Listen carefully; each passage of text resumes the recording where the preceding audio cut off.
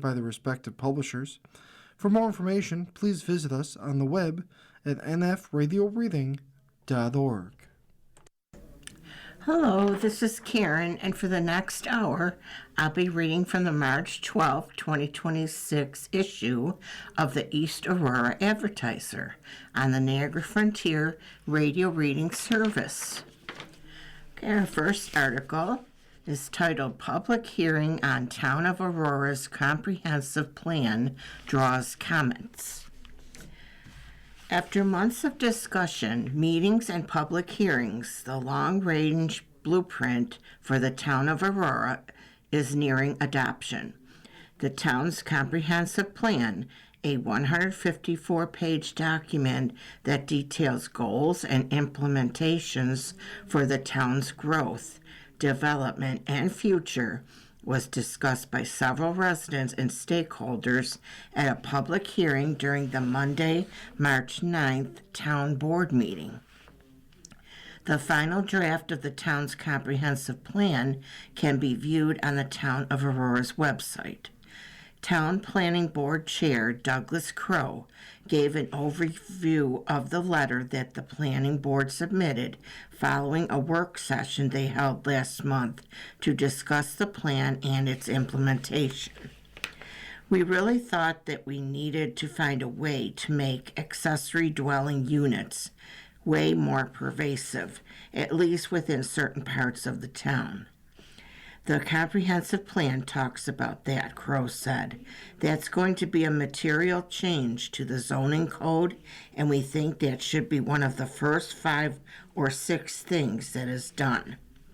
The planning board is also recommending the board consider increased opportunities for micro-farming and other small agriculture ventures and a resolution on codifying battery energy storage. The Planning Board has requested to make it a priority to review requirements for a pro-housing designation, as well as making any necessary code changes to facilitate that process. That's going to open the door for grant funding, and the sooner that door can be opened, that would be a good thing, Crow said. Village of East Aurora Planning Commission Chair Randy West said that he was appreciative of the commission being allowed to provide some input with the town's consultant to the plan. Albeit at a very late date, West said, I regarded the fact with great regret that the village has not formally taken part of this process, but that was the call that was made. Snyder Road resident Jackie Heinrich said that she would like to see Snyder Road included in the list of streets proposed for the implementation of traffic calming measures. Since it has been widened and trees taken down and stoned consistently, we now have non-stop rush hour traffic, Heinrich said. We need to jump on board and you need to assist us. Heinrich said she was also confused about how the plan will keep the town rural and focus on agriculture while creating overlays that include commercial development. Any development is another burden to the existing infrastructure we have, Heinrich said. I don't understand the inconsistency.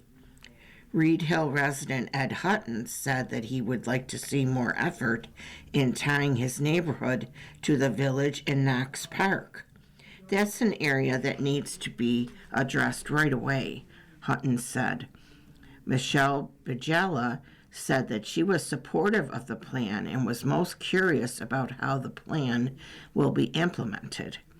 She voiced concerns over climate change and increasing natural disasters.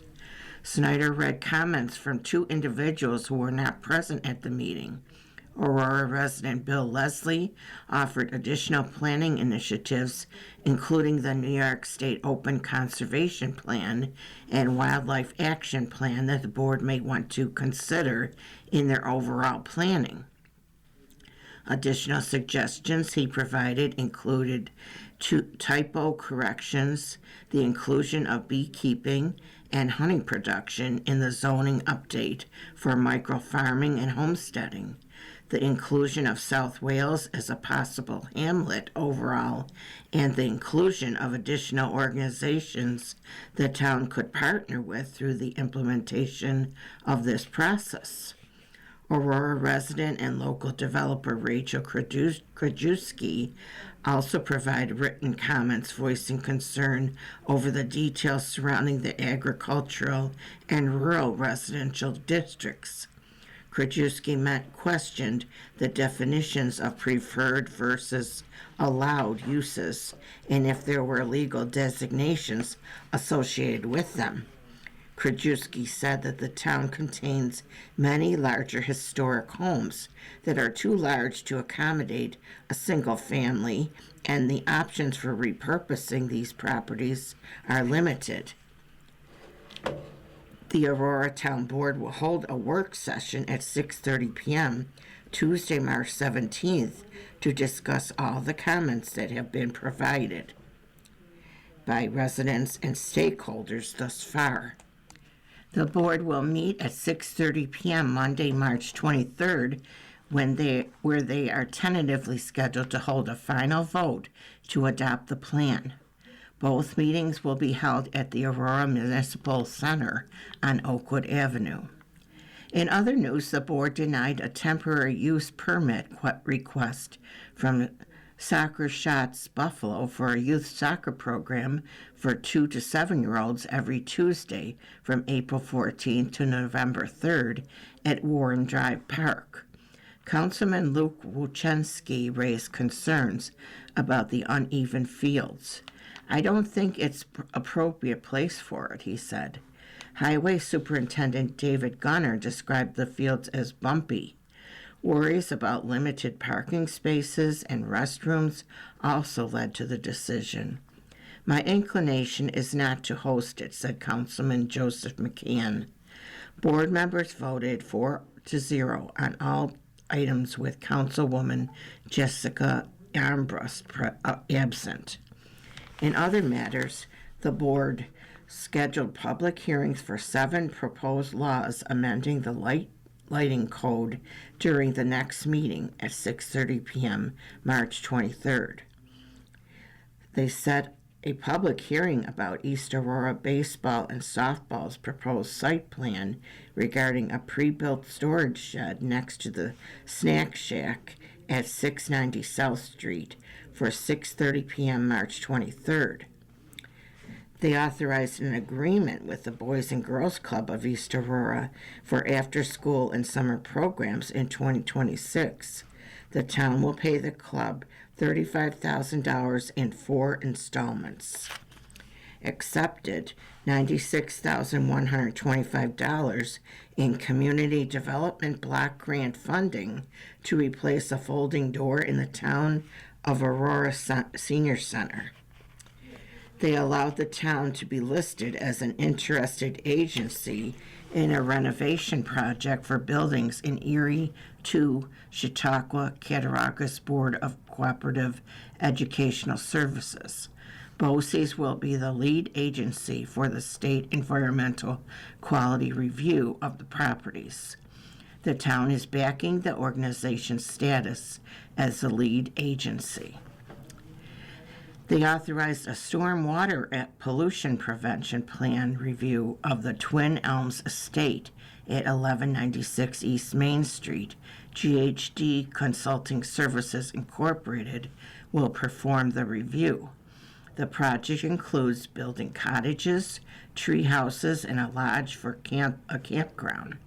While the property's mailing address is 1196 East Main Street, the existing structures are also listed at 1196 Big Tree Road. The town will pay GHD $1,000 for the review, and the developer, Carner Development Group, will reimburse the town. They approved the creation of adaptive swimming lessons for children with special needs. Lessons will be offered every Saturday from April 18th to May 23rd in East Aurora High School. For more details and to register, visit www.aurorarec.com starting March 23rd, or call 716-652-8866. They allowed the hiring of Kim Groff as a part-time lifeguard for $20.50 per hour in the Recreation Department, a special education teacher in the East Aurora Union Free School District. She will also supervise the adaptive swimming lessons and train the staff. They authorized Chris Mushafen, Recreation Director, to attend the American Red Cross Water Safety Instructor Academy from April 26 to May 2nd in Raleigh, North Carolina for $910. They allowed the initiation of justice court action against Chris Rudolph of 1916 Reading Road for failing to renew a permit for a pole barn construction. Our next article is entitled, Developer Wins Case Against Aurora.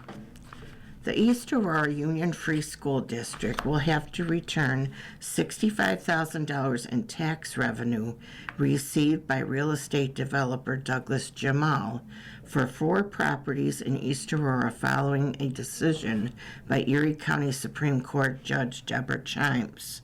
The decision was filed on Wednesday, February 11th. Jamal, through Jamal's Roycroft LLC, owns 4 properties associated with Roycroft: the Roycroft Inn at 26 and 40 South Grove Street, the Roycroft Chapel at 5 South Grove Street and Gateway Park, the small parcel of land at the southeast corner of South Grove and Main Streets with the address of 461 Main Street. The lawsuit stemmed from the purchase of the properties changing hands from the Margaret L. Wendt Foundation, a nonprofit entity, to Jamal, making it a taxable property. According to the decision, 5 South Grove Street has an assessed value of $49,300. 26 South Grove Street has an assessed value of $23,100. 40 South Grove Street has an assessed value of $131,200, and 461 Main Street has an assessed value of $6,400. The decision states that any assessment that is increased at a higher level than provided when there has been no assessable addition or improvement to the property means the petitioner, Jamal, to protest the assessment in court. The decision also states that fiscal officers of Erie County, the town of Aurora, the village of East Aurora, and the East Aurora Union Free School District affected by assessment reductions shall determine overpayment and refund it without interest up to 60 days of the notice of the order. If the tax payment has not been made, these municipal entities are required to issue corrected tax bills reflecting the proper assessment of the property. No additional costs or disbursements were awarded to any party associated with the lawsuit. At the March 4th meeting of the East Aurora School Board, the board voted unanimously to move $65,000 from the tax statutory reserve to the general fund to execute the settlement. Prior to the decision, the tax statutory reserve, which is used solely for these types of disputes, contained $140,239. 5 South Grove Street will receive a refund of over $15,000. 26 South Grove Street will receive over $7,400. 40 South Grove Street will receive over $40,500. And 461 Main Street will receive just under $2,000. And you are listening to a reading of articles and features from the East Aurora Advertiser on the Niagara Frontier Radio Reading Service. Okay, our next article is titled Holland Meeting Provides Updates on UPK Enrollment, kindergarten registration, and zero-emission bus initiatives. The Holland School Board met at the end of February. Kelly Wetzler, who is the principal at Harold O. Broomstead Elementary School, said that all students enrolled in Universal Pre-Kindergarten, UPK, will be required to register for kindergarten. However, only those new to the Holland School District will undergo pre-kindergarten screening. This decision acknowledges the familiarity educators have with returning students, eliminating unnecessary testing for those who have already been part of the program. There is no reason to make our pre-K students that have been with us for 181 days sit through the testing, she said. We know them well enough. Looking ahead, the district is preparing to enroll 38 new UPK students who will be accommodated in 2 full-time classrooms.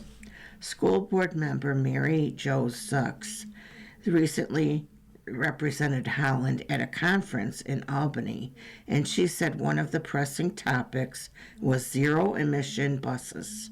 Electric buses are part of New York State's Climate Leadership and Community Protection Act goal to reduce greenhouse gas emissions 85% by 2050. When the act was passed in 2022, it required that all school buses in New York State be zero emission by 2035. Sucks said this initiative remains a significant challenge, particularly for rural districts.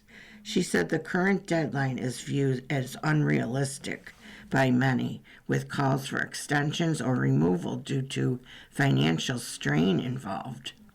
Superintendent Kathy Fabotis said in a phone interview after the meeting that after the requirements came out, Holland conducted an electric bus study with an NYS ERDA that shows of the 15 routes Holland had at the time of the study, electric buses could accommodate 4.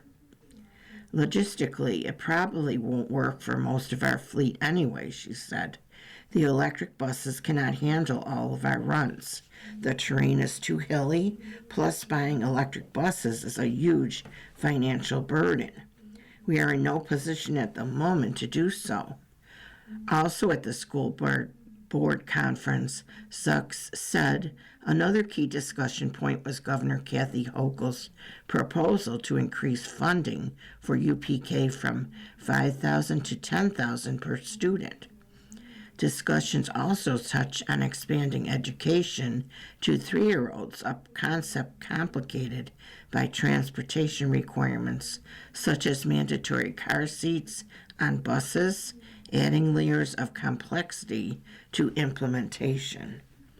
It gets harder with the younger ones, she said. The Holland School Board will meet again at 6 p.m. Monday, March 23rd in the library of the high school on Canada Street. Okay, and next we have the Aurora Police Report. Buffalo man arrested for felony DWI.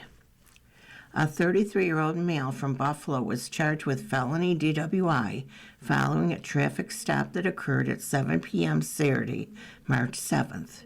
According to the report, a complaint was made by a 58-year-old male from Rochester for reckless operation.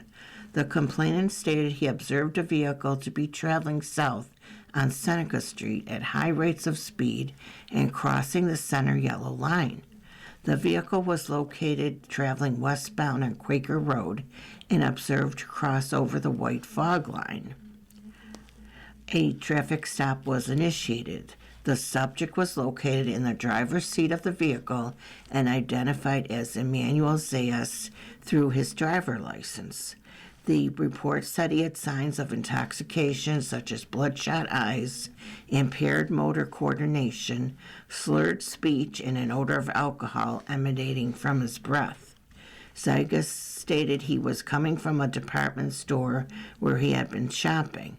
Zayas also reportedly stated he had not consumed any alcoholic beverages, narcotics, or prescription medication. After filling standard field sobriety tests, Zayas was placed under arrest for DWI and taken to the station for processing. After 4 separate attempts and instruction on how to provide a proper sample, Zayas failed to provide an adequate sample of his breath. He was deemed a refusal by conduct. He was successfully processed. A vehicle inventory was conducted and it was towed from the scene with a 12-hour hold placed on it. Zayas was held for arraignment due to a prior DWI conviction from 2021, making his arrest a felony. In a supplementary report, Zayas was arraigned and ordered to surrender his driver's license. A courtesy ride was provided to his residence. Identity theft. A 56-year-old female from East Aurora has reported to be the victim of identity theft following an incident that occurred on Wednesday, February 25th. According to the report, the victim stated she received an email from her insurance company stating her payment was late. The victim clicked the link in the email to make a payment of $95 using her bank credit card. The victim received a second notification that her payment was late and called the number in the email to find out what was happening with her payment. The victim spoke to an individual who stated that no payment has been made. The subject called the insurance company using a phone number on the back of her bill. The company said that no payment has been processed over the last 3 days. The victim contacted her bank and informed them of the incident. The bank is disputing the charge and issuing the victim a new credit card. The victim was informed to contact credit reporting agencies and place an alert under her name. The victim is reporting the incident for documentation purposes. Domestic incidents. A domestic incident was reported on Monday, March 2nd by a 29-year-old male who stated that a 30-year-old female had been repeatedly calling him after being told to stop. This occurred after an argument in which the female subject tried to physically stop the victim from leaving his premises. According to the report, the victim signed harassment charges for the incident and a request for an order of protection was completed for the incident. A second domestic incident was reported by a neighbor at 11:30 a.m. Sunday, March 8th. According to the report, upon arrival, yelling could be heard from the apartment. The 30-year-old female victim and 29-year-old male subject were separated and interviewed. The pair both stated that a verbal-only argument occurred regarding the subject's work schedule, and both parties said nothing physical occurred. The victim gathered her belongings and drove to her parents' house for the day. A domestic incident report was filed. In an unrelated incident, a domestic in progress was reported in West Falls at 6:20 p.m. Sunday, March 8th.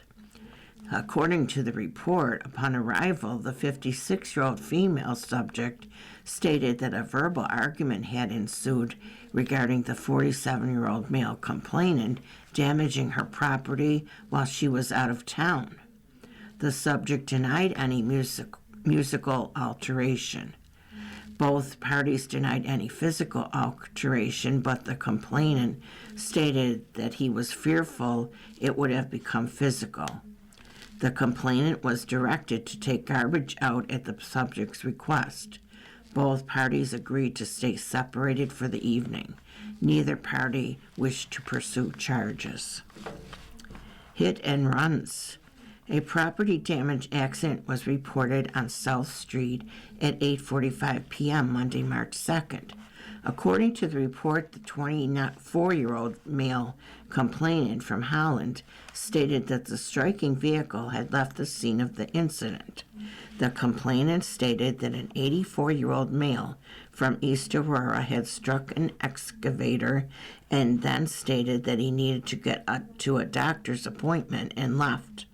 The striking vehicle was located in an Olean Road parking lot with heavy front passenger side damage and evidence the driver had operated the vehicle while driving on the rim. Employees on the premises were spoken to regarding the necessity of the subject's appointment, and they stated that the appointment was only a follow-up. Being late was not a reportedly life-threatening situation. The subject was contacted and admitted to leaving the scene of the accident. He was cited for leaving the scene of the accident and failing to exercise due care to avoid pedestrians. The vehicle was towed from the parking lot and the subject was transported to a local hospital for evaluation due to a possible head injury sustained during the accident. The subject had a dog in the vehicle at the time, which was turned over to East Aurora Dog Control while the subject was being evaluated. The complainant and owner of the excavator were updated on the incident and provided proper paperwork. In an unrelated incident, a hit and run was reported by a 25-year-old male from Buffalo and a 48-year-old male from Derby following an incident that occurred at 9:30 a.m. Monday, March 2nd. The Buffalo man stated that he parked his vehicle on the west shoulder of Maple Road and was about to set up a utility service zone. The man stated that before he exited his vehicle, an unidentified pickup truck with a ladder rack struck the driver's side mirror. The striking vehicle reportedly did not stop and continued south on Maple Road. The striking vehicle caused scuffs and scratches to the driver's side mirror housing. There is no further information on the striking vehicle. Suspended registration. A 42-year-old male from East Aurora was arrested for operating a motor vehicle with a suspended registration following a traffic stop that occurred on Girard Avenue at 12:40 p.m. Monday, March 2nd. According to the report, a vehicle was observed to be traveling eastbound on Girard Avenue. A DMV inquiry revealed the vehicle's registration to be suspended for insurance not in effect as of February 13th. A traffic stop was initiated. Contact was made with the operator, and he was identified by his driver's license. The subject stated that he was unaware of the status of his vehicle and believed he had valid insurance. He was made aware of his status and processed roadside. The subject was escorted to his residence for a license plate removal. The subject was processed without incident. Mental health transport. A 45-year-old female from East Aurora was transported to a local hospital on a mental health hold following an incident that occurred at a bar on Main Street at 3:30 p.m. Friday, March 6. According to the report, the subject was reported as intoxicated and throwing up at the bar. A 31-year-old female from Buffalo stated the subject had been served 2 glasses of wine and began throwing up. The subject was identified by her driver's license. She was cooperative but struggled to respond to questions and had a lack of motor skills and slurred speech. A preliminary breath test showed the subject to be positive for alcohol on her breath with a .237 blood alcohol content. An ambulance arrived on the scene and the subject was transported to the hospital without incident. Harassment. A welfare check was conducted on a 14-year-old female at 11 p.m. Friday, March 6. According to the report, the minor got into an argument with a 45-year-old female victim at their residence. The juvenile was picked up by her brother and stayed with him for the remainder of the night. The victim was advised to remain separate from the juvenile for the night, and a domestic incident report was completed. Fraud. A credit card larceny was reported by a 34-year-old male from East Aurora at 3 p.m. Saturday, March 7th. The complainant stated that his 42-year-old relative manages his finances and bills and had withdrawn $1,000 from his account, which he wanted back. According to the report, the relative was contacted and explained the complainant's struggles with addiction and agreed to have the relative handle his finances since checking out of a rehabilitation facility. The relative said she withdrew the money out of fear of relapse and for the welfare of the complainant. The relative advised the complainant that she would Venmo him whatever he needed.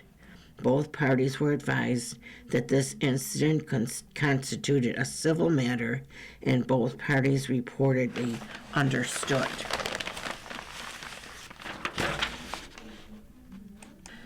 Order of protection violation. A welfare check was made due to a complaint from a 48-year-old male from Middlesex, New York at 5 p.m. Sunday, March 8th. According to the report, an interview with the 43-year-old female victim's mother stated she and her children were having a vehicle repaired. The victim stated over the phone that she has been receiving unwanted text messages and phone calls from the complainant. The victim has an active order of protection against the subject that stated that he must refrain from any telecommunication. The victim stated she was willing to come to the station to provide a statement and pursue charges. An investigation is pending. And you are listening to a reading of articles and features from the East Aurora Advertiser on the Niagara Frontier Radio Reading Service. Next, we have the Erie County Sheriff's Report. Leandra's Law enacted in Marilla. Erie County Sheriff's deputies arrested Jessup Kalbach from Strikersville on Two Rod Road in Marilla on Saturday, February 28th for DWI. Kalbach was also charged with Leandra's Law for having a child in the vehicle while he was intoxicated.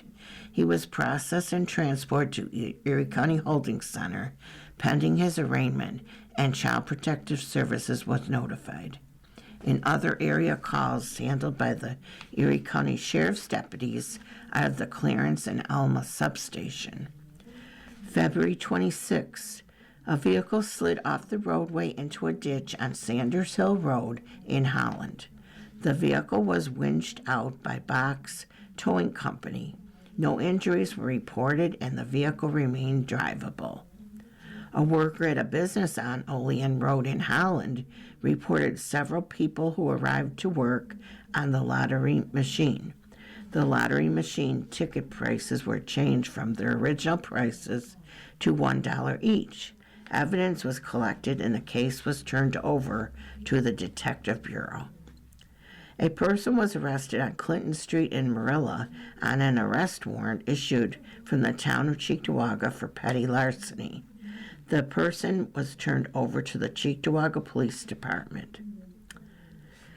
On February 27th, a deer was hit in the roadway by a vehicle on Transit Road in Alma. The vehicle remained drivable and no injuries were reported. Numerous unwanted text messages were received from a known subject on Clinton Street in Alma. The subject was advised to stop sending any further messages. A vehicle slid off the roadway into a ditch on Hem Street Road in Marilla.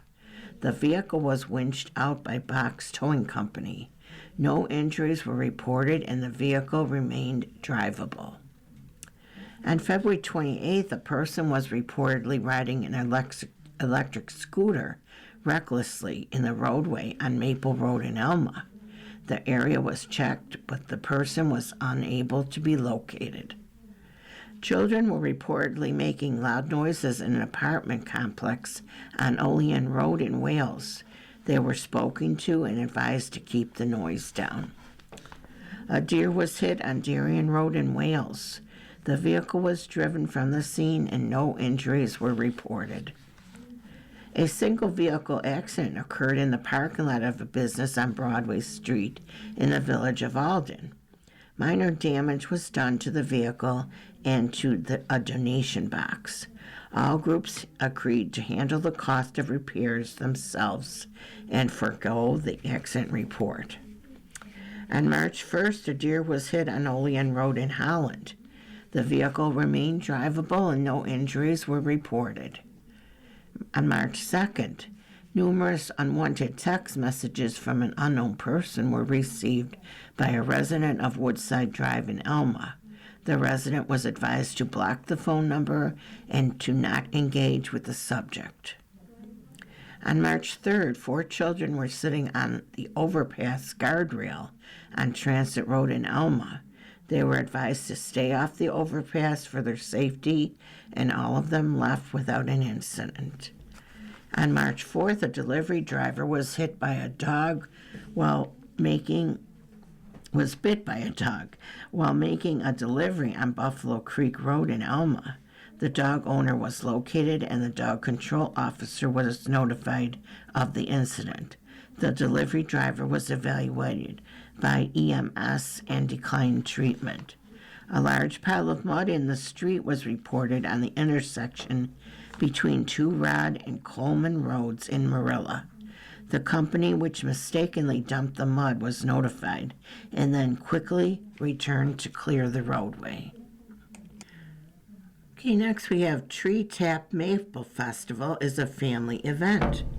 As part of New York State's Maple Weekend, 43 North will partner with Erie County Parks to host Tree Tap on Saturday, March 21st. The family-friendly event will be located at the Erie County Forestry Bureau in East Concord from noon until 4 p.m. This event will include ranger-guided tours and demonstrations of the maple production process from Erie County's Sugar Shack. Additionally, there will be maple-inspired food from the Fat Bob's Smokehouse and Blue-Eyed Baker, live music from Ed Croft and Tina Williams, and a special tapping of 43 North limited edition Maple Porter. The Maple Porter was produced with maple syrup from the Erie County Forest. We are thrilled to partner with Erie County Parks on this unique event, 42 North Brewery founder John Clipperman said. New York State has a storied tradition in maple production, and we felt this was a great way to highlight New York's maple legacy and also provide attendees with an up-close look at the process and the beautiful grounds of the Erie County Forest. The event venue is located at 11200 Genesee Road in East Concord. Tree Tap is free to attend and family-friendly event. For more information on 42 North or the Tree Tap Maple Festival, log into www.42northbrewing.com. Next, we have Erie County and partners offer rain barrels and compost bins. Erie County, in partnership with the Western New York Stormwater Coalition, is once again offering rain barrels and compost bins to encourage households to reduce their environmental footprint through water conservation and reducing fertilizer use. Rain barrels reduce stormwater runoff, which is rainfall that does not soak into the ground and can transport many pollutants to our local waterways. By using harvested rainwater for watering lawns, gardens, and potted plants, rain barrels conserve water.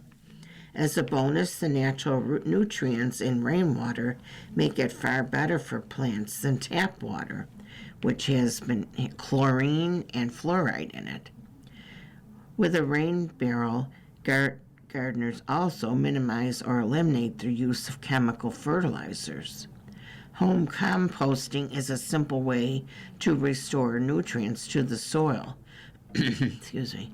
The addition of compost enriches soil, stimulates plant growth, and reduces the need for chemical fertilizers. Composting yard trimmings and food scraps has the added benefit of keeping those wastes out of our local landfills.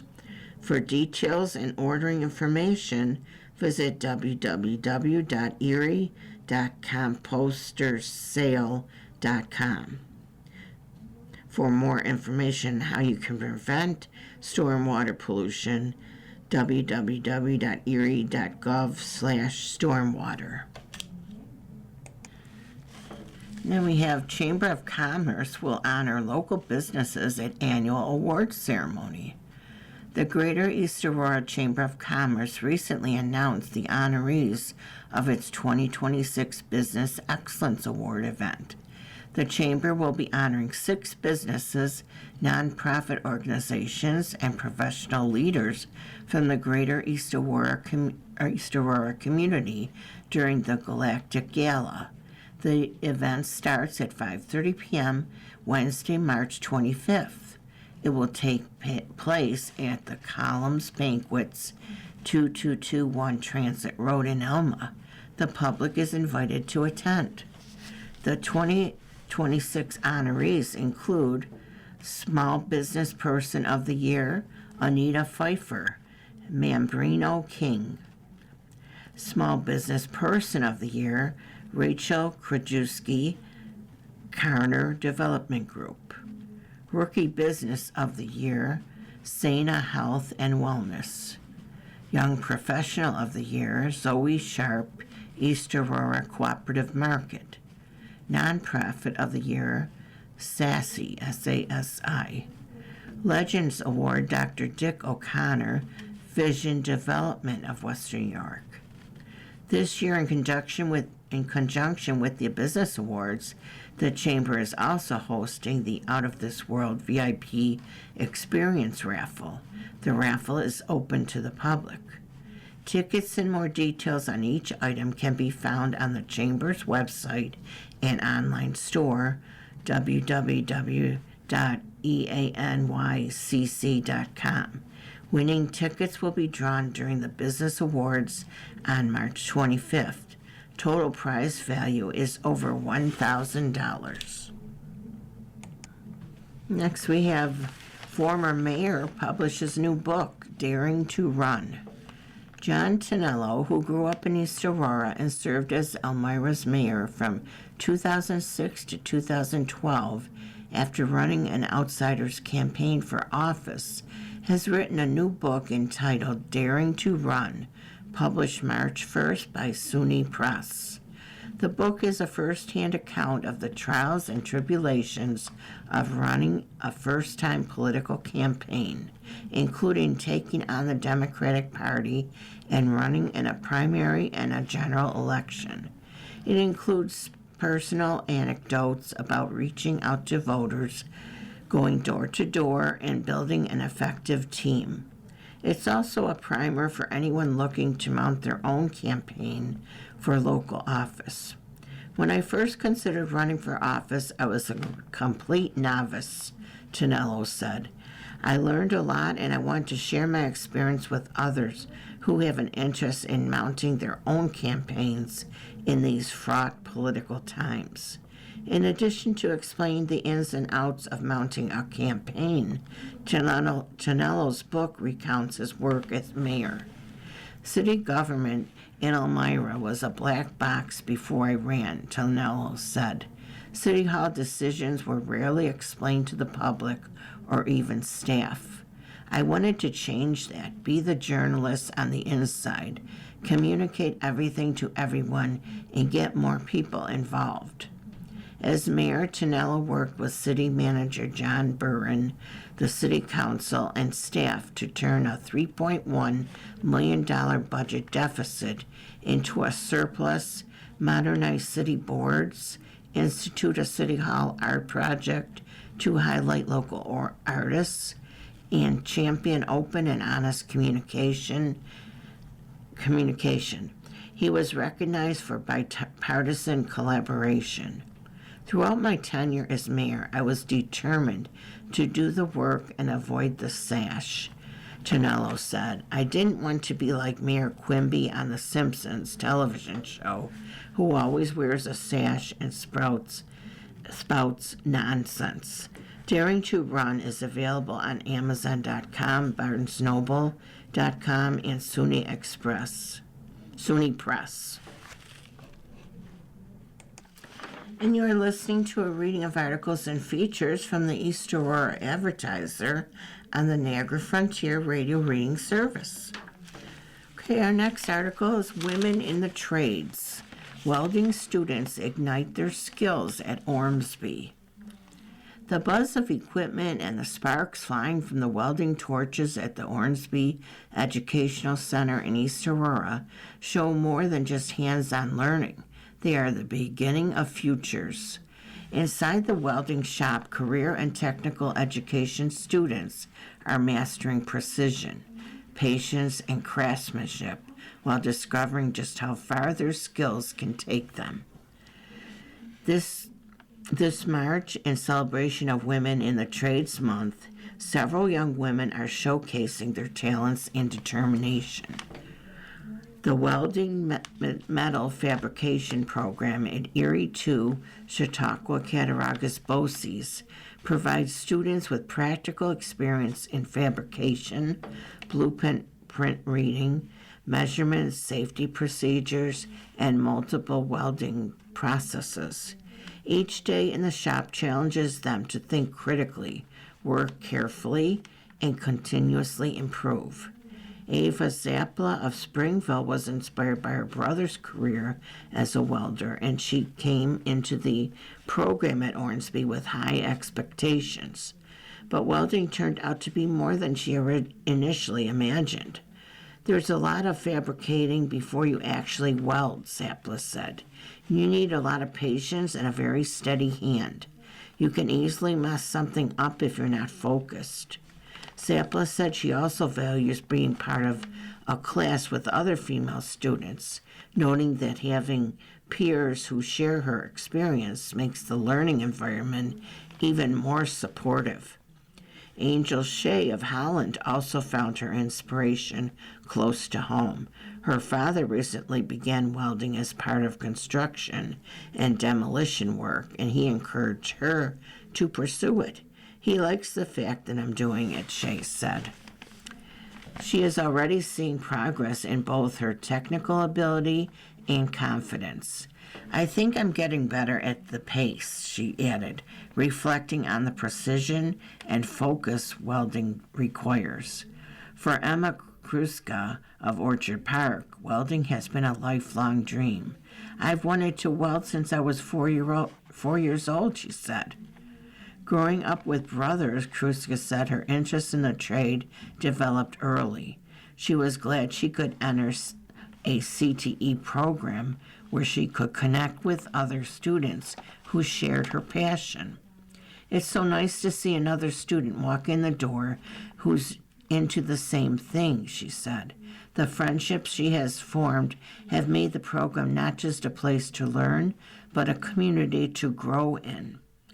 Taylor Proudman of North Collins draws inspiration from her grandfather, who welded during his military service in the Vietnam War. You really have to slow down and be meticulous, Proudman said, describing one of the key lessons she has learned in the shop. Her focus and determination reflect the core of what welding and any trade skill requires: patience, attention to detail, and practice. Throughout the program, instructor Charles Harding guides students with both expertise and encouragement. He emphasizes that students in the trades is about more than just technical ability, noting, for example, the 4 young women in his junior class. They all have excellent communication skills, Harding said. It's not always just about being the best welder.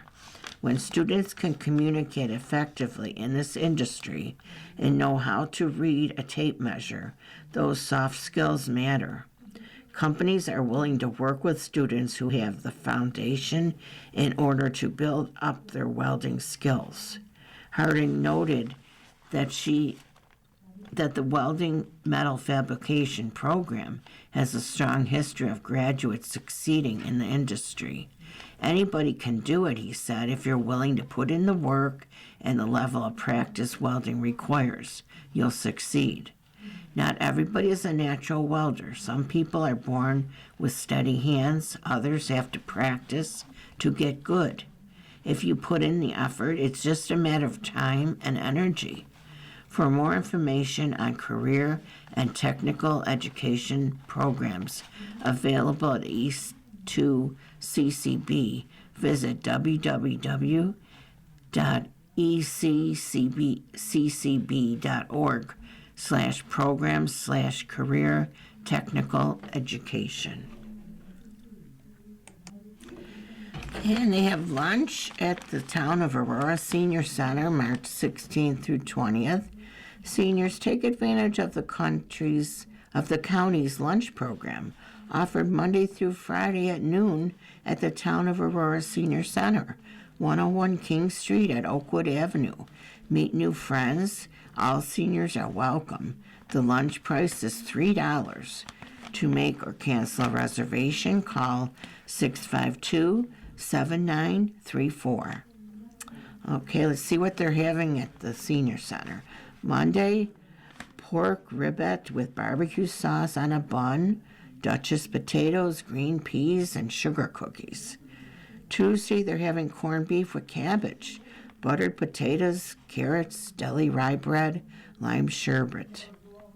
Wednesday, they're having breaded chicken cutlet with herb gravy, mashed sweet potatoes, green beans, wheat dinner roll, and butterscotch pudding. Thursday, Italian sausage with tomato sauce on a bun, corn, spinach, tropical fruit, and chocolate milk. And Friday, they're having lasagna roll with primavera cream sauce, broccoli, florets, chef salad with garbanzo beans and dressing, dinner roll, and lemon meringue pie. It all sounds very good. And then, so that was for the Town of Aurora Senior Center. And then there's also lunches at the Marilla Senior Lunch Program at the Marilla Community Center this week. Seniors take advantage of the lunch program the county offers on Mondays and Fridays at the Marilla Community Center. I think it's Monday through Friday. Marilla Community Center, 1810 Two Rod Road in Marilla. Meet new friends, and all residents 60 years and older are welcome. Participants are asked for a voluntary donation of $3. And to make a reservation, call 652-5350, extension 402, and please give 48 hours notice if reserving. Oh, it is like Monday and Friday, it looks like it is. Monday, pork ribette with barbecue sauce on a bun, Duchess potatoes, green beans, and sugar cookies. Friday, lasagna roll with primavera cream sauce, broccoli florets, chef salad with garbanzo beans and dressing, dinner roll, and lemon meringue pie. So it looks like Marilla's senior lunch program is only on Mondays and Fridays, but the other one at Town of Aurora Senior Center is through the whole week. Well, I hope you can get out and enjoy a nice lunch, too. That'd be really nice. Okay, so that's it for today. You've been listening to a reading of articles and features from the March 12th, 2026 issue of the East Aurora Advertiser. We read from the East Aurora Advertiser every Saturday at 10 a.m. Your reader has been Karen, and thank you very much for listening, and hope you have a good day and take good care of yourself. Okay, bye-bye.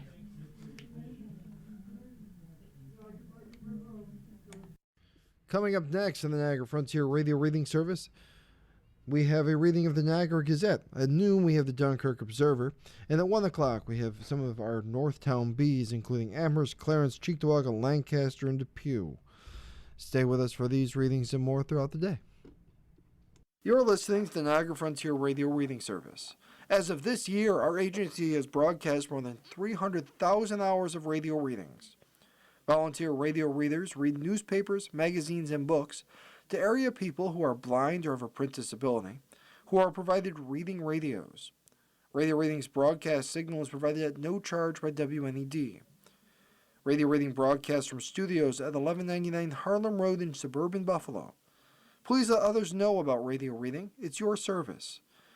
For more information on the Niagara Frontier Radio Reading Service, call 716-821-5555.